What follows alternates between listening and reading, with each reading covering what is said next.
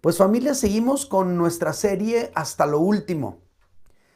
Estamos aprendiendo y repitiendo vez tras vez que los hijos de Dios, tú y yo, tenemos un poder especial, el cual nos capacita para mantenernos siendo testigos de Jesús hasta lo último. Esa es la frase que queremos que se quede en tu corazón y en el mío, hasta lo último. Sea cual sea la circunstancia que tú y yo estemos enfrentando, somos llamados por Dios para ser testigos de Jesús y permanecer siendo testigos de Jesús hasta lo último.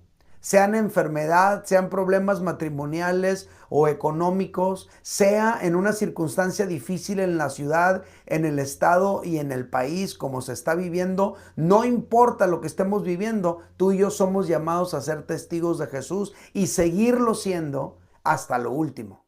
Y para eso Dios nos da un poder especial. Yo quiero insistir, si esto que estás viviendo ahora no es lo último, eso significa que todavía falta. Y por lo tanto eso significa que hay reservas del poder de Dios para ti, para que sigas adelante siendo testigo de Jesús hasta lo último. Por 2 semanas hemos venido repitiendo esta verdad central que yo lo considero fundamental y es la siguiente. El Espíritu Santo nos da un poder sobrenatural para mantenernos siendo testigos de Jesús hasta lo último. Ese poder que tú necesitas, ese poder que yo necesito, no viene de ninguna persona, viene del Espíritu Santo. No esperes que tu esposa te fortalezca. No esperes que tu esposo te fortalezca. No esperes que tu maestro de tu grupo en casa te fortalezca. Es el Espíritu Santo el que te da poder para enfrentar cualquier circunstancia que estás viviendo y te mantengas siendo un testigo de Jesús hasta lo último. Hemos basado nuestra serie en las palabras de Jesús cuando dijo en Hechos 1:8, dice, pero recibiréis poder cuando haya venido sobre vosotros el Espíritu Santo y me seréis testigos en Jerusalén, en toda Judea, en Samaria y hasta lo último de la tierra. A partir de todo esto, surge la pregunta, ¿cómo accedemos a ese poder? Si hay un poder especial de Dios para nosotros, sus hijos, ¿cómo accedemos a ese poder? La semana pasada dijimos que una de las maneras de acceder a ese poder especial es acudiendo a Dios en oración. Dijimos, acudir a Dios en oración es la llave para recibir poder, para ser testigos de Jesús hasta lo último. Y vimos ejemplos bíblicos de eso, vimos casos ahí. Les recomiendo checar la plática de la semana pasada. Pero familia, la oración no es la única manera de obtener ese poder que necesitamos para ser testigos. Hoy aprenderemos que el poder de Dios se manifiesta en nuestras vidas cuando resistimos. Y esto es clave. Mientras tú estés determinado a resistir, va a haber un flujo de poder de Dios sobre ti para fortalecerte, para seguir siendo testigo del Señor hasta lo último. La clave es resistir. Por eso mi mensaje el día de hoy se titula Resistiendo hasta lo último. Ese es el título de mi mensaje. Familia, cuando tú y yo meditamos en las palabras de Jesús, en las que estamos basando nuestra serie, descubrimos que una enseñanza que está implícita en esas palabras es la perseverancia, la resistencia, el permanecer. Vamos a revisar de nuevo las palabras de Jesús. Fíjate lo que él dice, pero recibiréis poder cuando haya venido sobre vosotros el Espíritu Santo y me seréis testigos en Jerusalén, en toda Judea, en Samaria y hasta lo último de la tierra. Esa frase, me seréis testigos hasta lo último, implica perseverancia, familia. Implica resistencia. Implica seguir adelante. Implica que no abandonemos nuestra fe. Implica persistir en la gran comisión de testificar de un Cristo vivo, amoroso, bueno, pleno. que puede saciar nuestra vida plenamente, perdonar nuestros pecados y salvarnos de la condenación eterna. Ser testigos de Él implica persistir en la gran comisión hasta lo último. Eso es lo que implican estas palabras. Entonces, familia, el asunto de la perseverancia está íntimamente ligado con el caminar del cristiano. Por ejemplo, vamos a observar algunas cosas que dijo Jesús. Juan 8:31, Jesús dice lo siguiente. Dijo entonces Jesús a los discípulos que habían creído en Él: si vosotros permaneciereis en mi palabra, seréis verdaderamente mis discípulos. Léanlo conmigo una vez más. Voy a contar 3 y lo lee conmigo. 1, 2, 3. Dijo entonces Jesús a los judíos que habían creído en Él: si vosotros permaneciereis en mi palabra, seréis verdaderamente mis discípulos.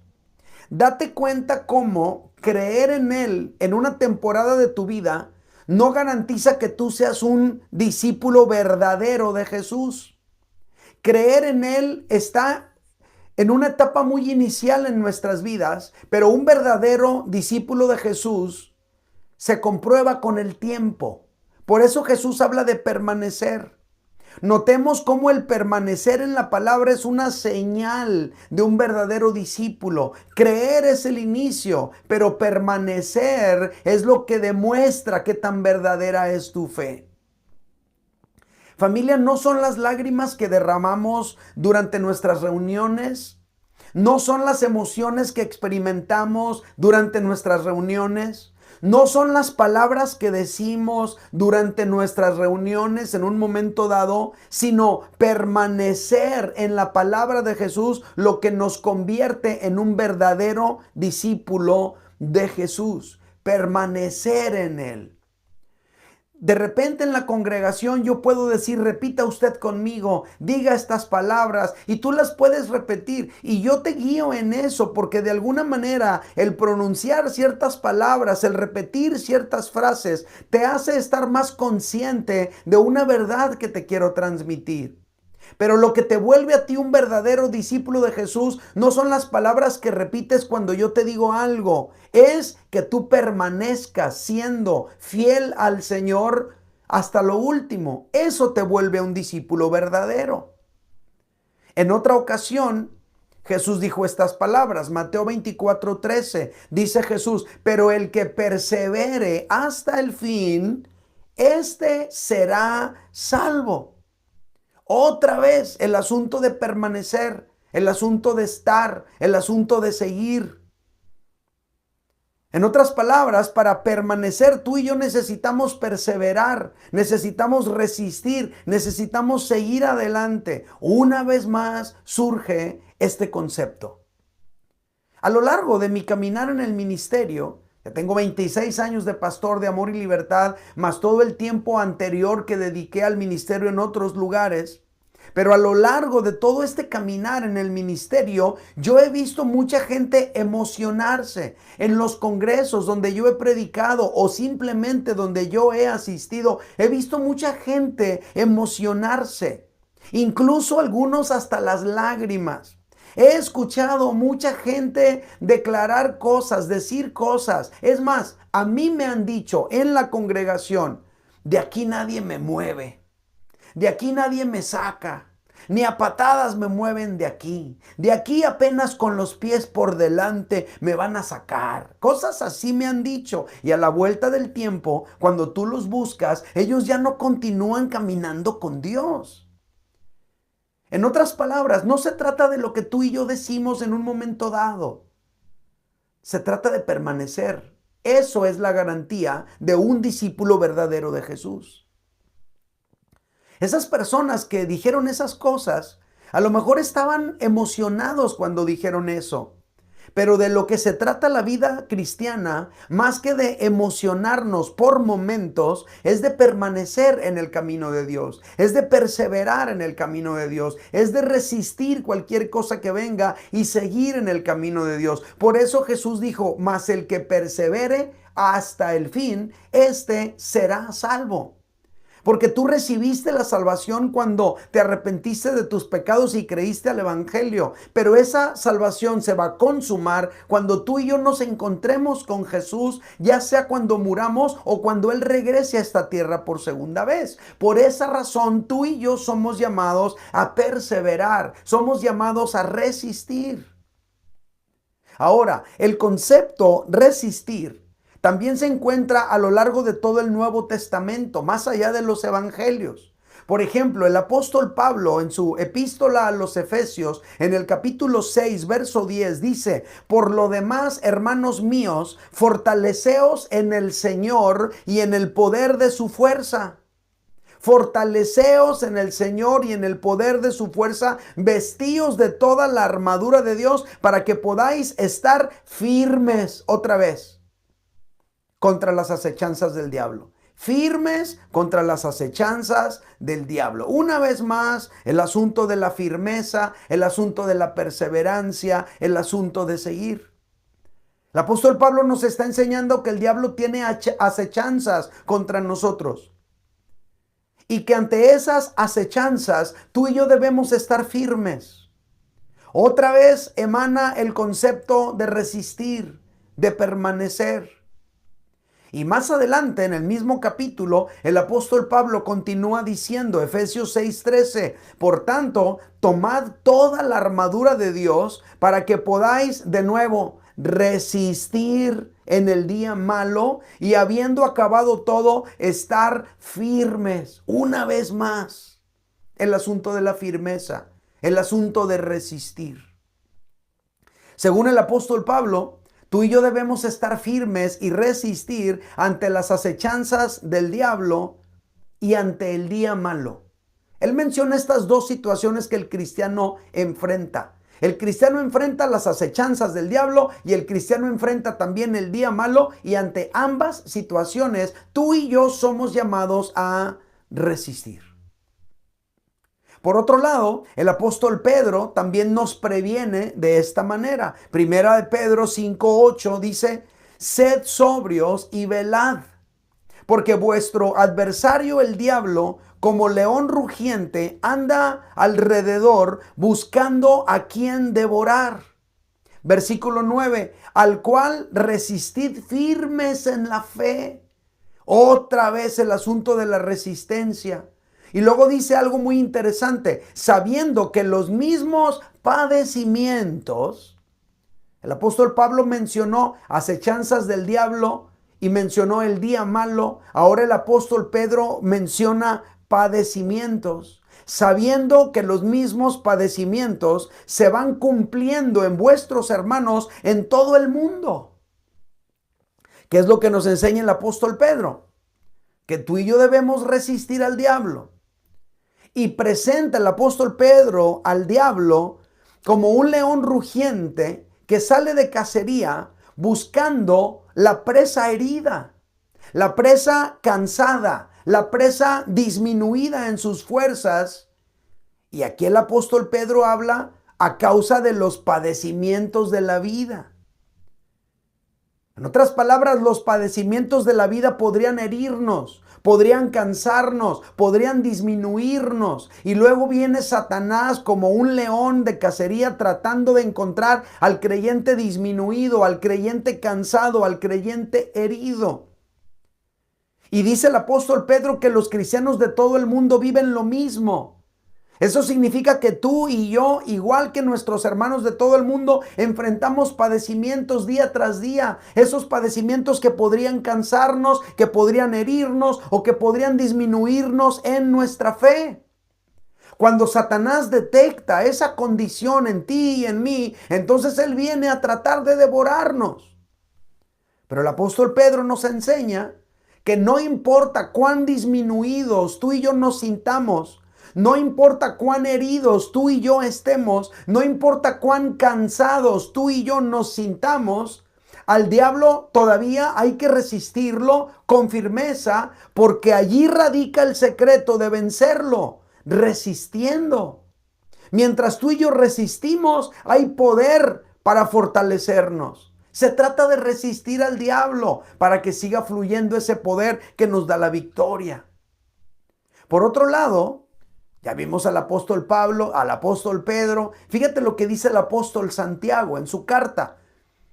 Él coincide con el apóstol Pedro al respecto y dice, Santiago 4:7, someteos pues a Dios, resistid al diablo, otra vez el mismo concepto, y de vosotros huirá. ¿Quién? El diablo. Entonces todo esto nos enseña que al diablo tú y yo lo tenemos que resistir, que tenemos que mantenernos resistiendo al enemigo, no importa lo que estemos viviendo, hasta lo último. Y tú y yo podemos ver esta situación de una manera muy gráfica en la vida de Jesús, el cual fue tentado por el diablo y Jesús venció al diablo en esa tentación de la siguiente manera. Mateo 4:10 al 11 dice, entonces Jesús le dijo, vete, Satanás, porque escrito está, al Señor tu Dios adorarás y a Él solo servirás. El diablo entonces le dejó y he aquí vinieron ángeles y le servían. Qué interesante está todo esto, ¿eh? Satanás había venido a tentar a Jesús, pero Jesús no se sometió a sus tentaciones, resistió al diablo. Y entonces el diablo huyó de él, se alejó de él. Y Jesús fue fortalecido en la medida que resistió. Tú resistes y eres fortalecido por el poder de Dios. Jesús no se rindió ante el diablo. El diablo vino como un león rugiente queriendo devorar a Jesús cuando lo vio disminuido físicamente por un ayuno de 40 días. Satanás quiso tentarlo mediante los anhelos que todos los seres humanos tenemos, la prosperidad, el poder. Vino y le dijo, mira, todos estos reinos del mundo te los voy a dar.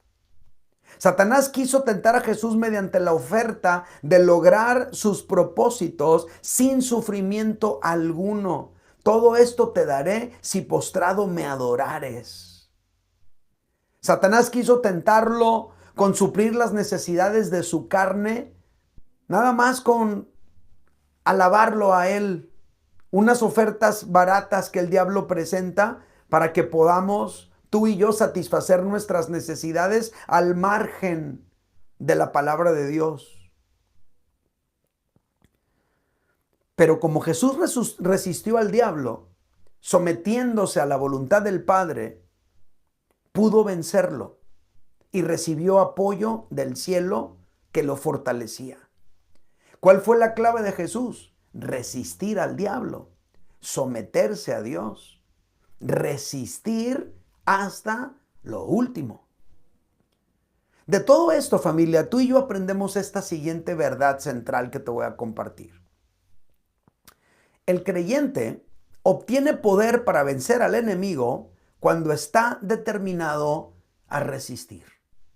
Repítelo conmigo cuando cuente 3. 1, 2, 3. El creyente obtiene poder para vencer al enemigo cuando está determinado a resistir. Así es, familia. Por esa razón somos llamados a resistir tú y yo ante lo que estemos viviendo. Porque en ese resistir es que tú y yo obtenemos un poder especial del cielo para vencer al enemigo. Ahora, en los versículos que hemos venido estudiando el día de hoy, se pone de manifiesto algunas claves para resistir.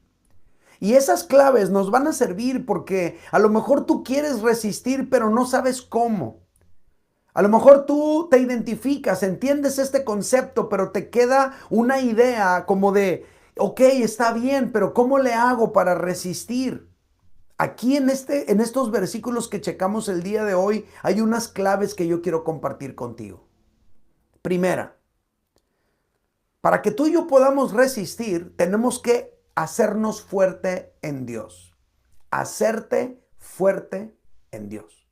Esta es la primera clave. Hacerte fuerte en Dios. Ahora, todos somos fuertes en algo, ¿sale? En alguna habilidad, en alguna profesión, en algún deporte, en alguna disciplina artística o en alguna disciplina de alguna otra índole, todos somos fuertes en algo. La palabra de Dios nos invita a volvernos fuertes en Dios. A lo mejor tú dices, no, pues la cocina es mi fuerte. Mi fuerte son los mariscos. O a lo mejor eres muy fuerte para el fútbol. Bueno, la palabra de Dios nos anima a volvernos fuertes en Dios para que podamos resistir al enemigo. Fíjate lo que dice Efesios 6:10. Por lo demás, hermanos míos, fortaleceos en el Señor y en el poder de su fuerza. ¿Por qué razón hay creyentes que no logran soportar la tentación, la prueba, la dificultad? Porque son fuertes en todo, pero tal vez no son fuertes en Dios. Versículo 11, vestíos de toda la armadura de Dios para que podáis estar firmes contra las acechanzas del diablo. Aquí el apóstol Pablo nos está haciendo un llamado y nos está diciendo, hey, fortalezcanse en Dios y en el poder de su fuerza. Y luego, mediante la metáfora del soldado que se viste de una armadura para salir a la batalla, nos dice que también tú y yo debemos vestirnos con la armadura de Dios. ¿Cuál es la armadura de Dios? ¿Qué es eso? Bueno, Efesios capítulo 6, versículos 4 al 18, insisto, a manera de una metáfora, empieza a explicar el apóstol Pablo cuál es la armadura de Dios.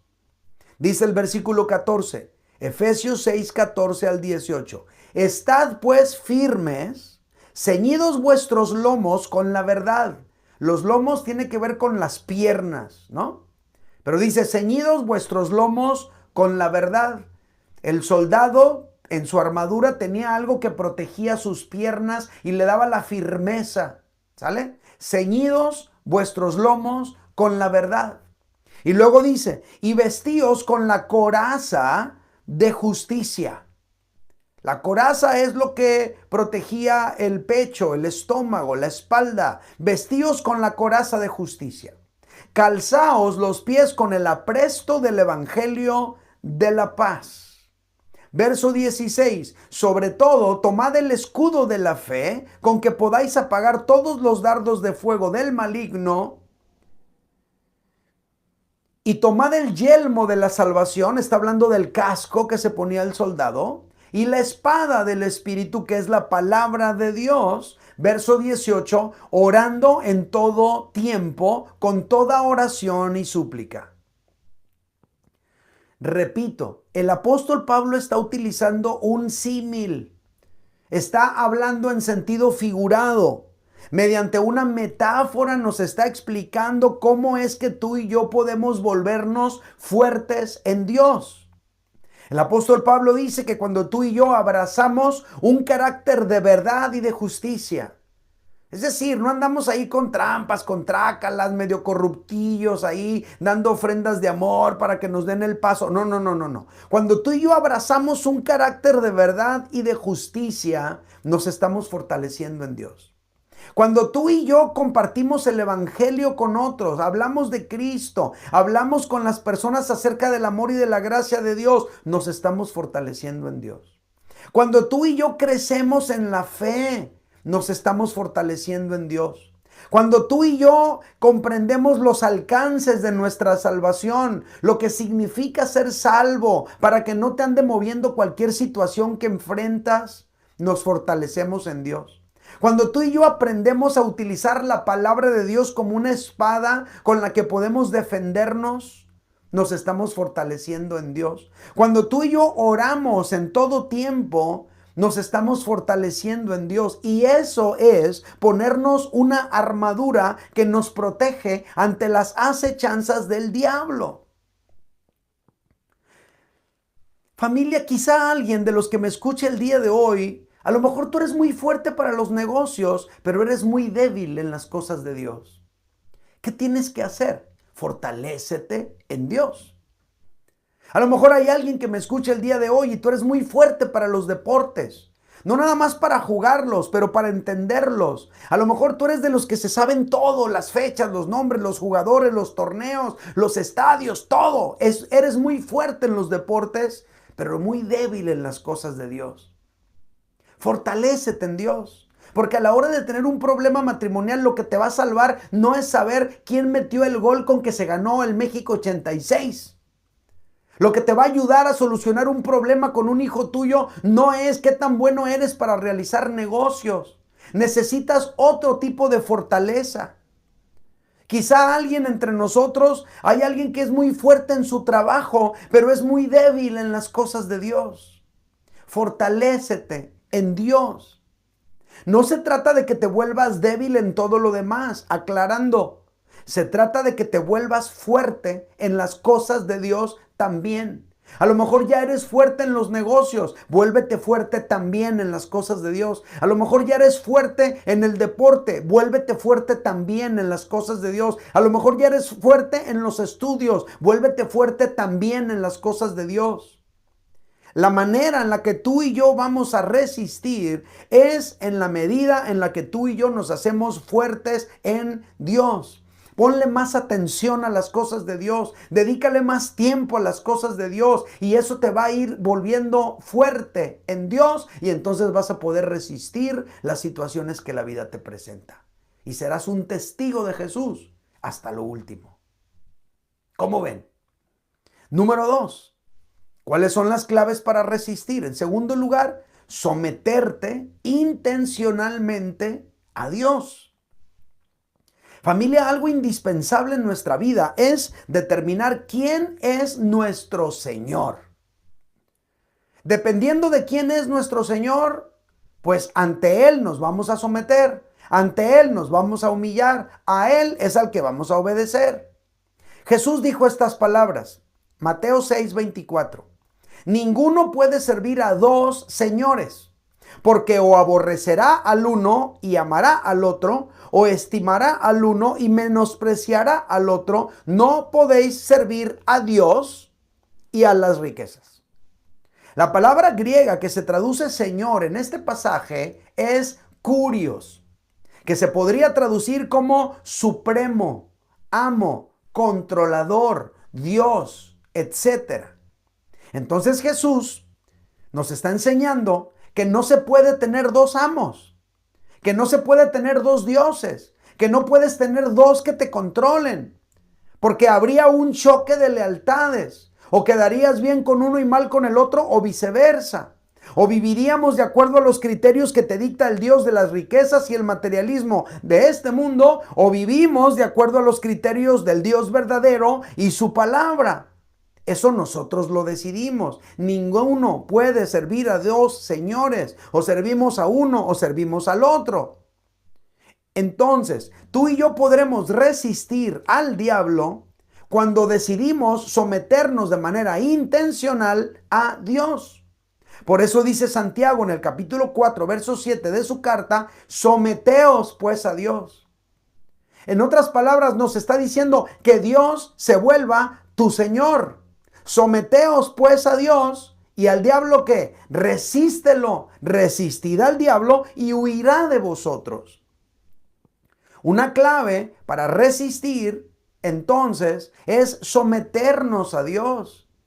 Eso significa obedecerle, eso significa seguir su palabra como órdenes que debemos cumplir más que como sugerencias que podríamos cuestionar. Si Dios te dice así, es así.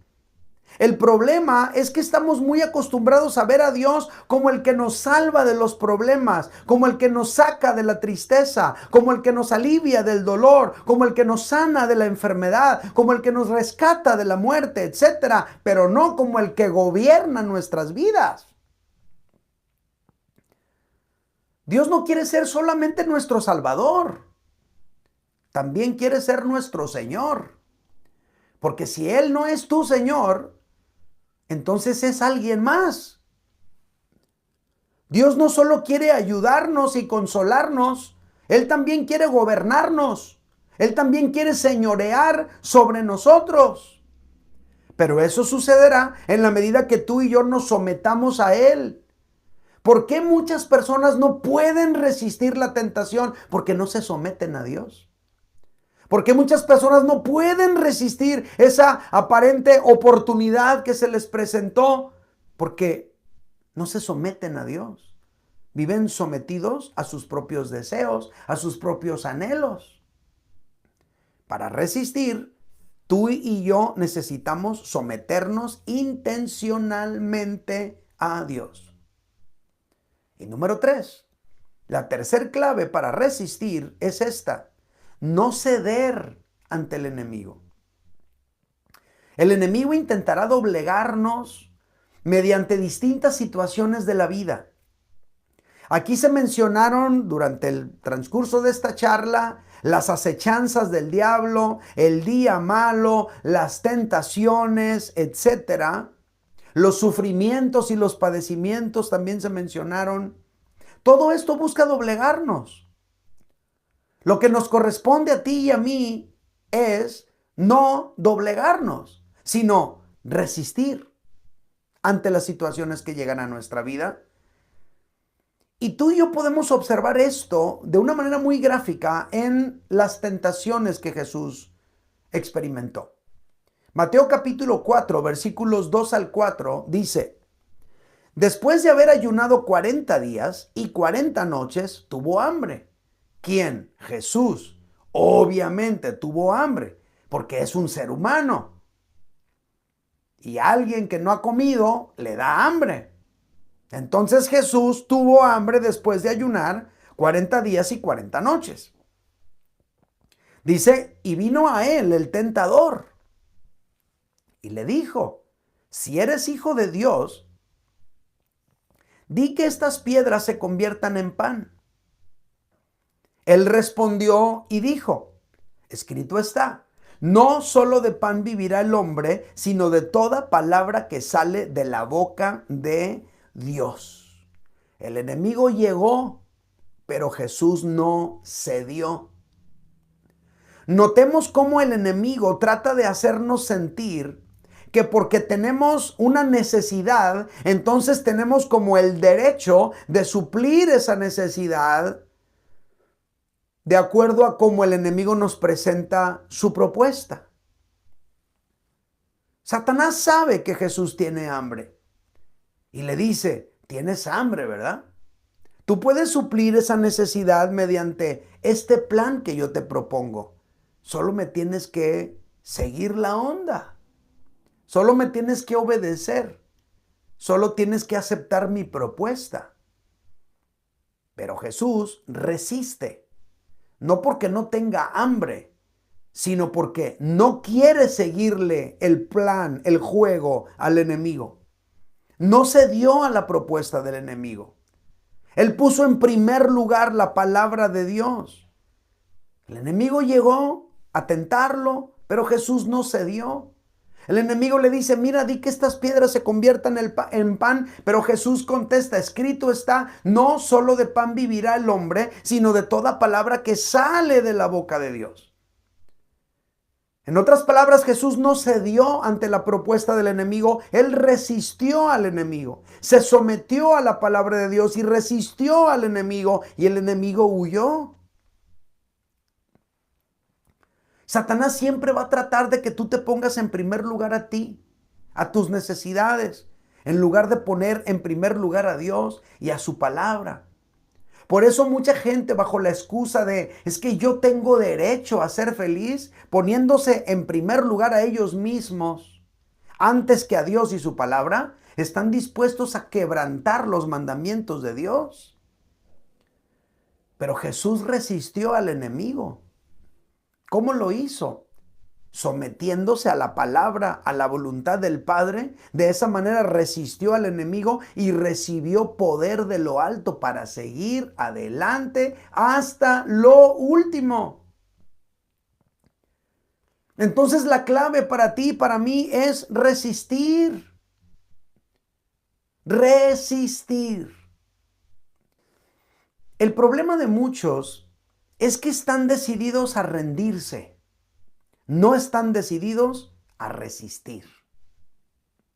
No, ya decidí yo que mejor me voy a separar. Ya están decididos a rendirse, no están decididos a resistir. Algunos ya están decididos a irse con alguien más, no a quedarse con su esposa o su esposo, con su familia. El problema es que algunos ya están decididos a vivir para su placer, para complacerse a ellos mismos, para la fiesta, para sus adicciones, para su gusto personal, no para Dios y sus propósitos. El problema es que algunos ya están decididos a obedecer sus emociones, a obedecer su corazón, a dejarse llevar por su enojo, por su rencor, no por la palabra de Dios. Así no se puede resistir. Porque cuando tú y yo no estamos determinados a resistir al enemigo, entonces estamos determinados a rendirnos ante él. Y si ya estás rendido ante el enemigo, pues ya para qué necesitas el poder de Dios. Allí termina el suministro.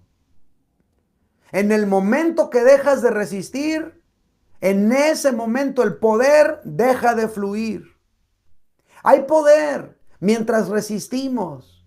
Y a lo mejor hay alguien aquí entre nosotros que tú sientes que ya no resistes más, que ya no puedes más. Hey, hay poder mientras resistimos. Mientras resistes, seguirá fluyendo el poder de Dios en tu vida para fortalecerte y que tú sigas siendo un esposo que honra a Dios con su vida y en su matrimonio hasta lo último. Mientras tengas el deseo de resistir y no rendirte ante la situación que estés viviendo, el poder de Dios va a seguir fluyendo en tu vida y tendrás esa capacidad de seguir adelante hasta lo último. La clave es resistir. Resistir.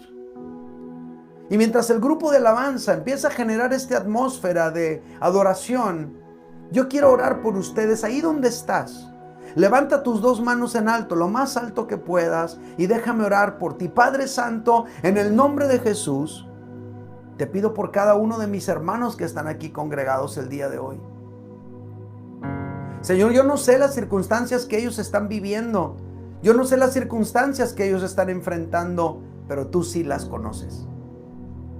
Yo te pido que en medio de estas circunstancias difíciles que algunos de ellos están viviendo, a lo mejor situaciones que les entristecen, que les deprimen, situaciones que les hacen sentir disminuidos anímicamente, pero están determinados a seguir adelante en ti. Señor, yo te pido que sean fortalecidos, que puedan soportar toda tentación, toda artimaña del enemigo, que puedan soportar en el día malo que están viviendo, que puedan soportar cualquier situación que están enfrentando.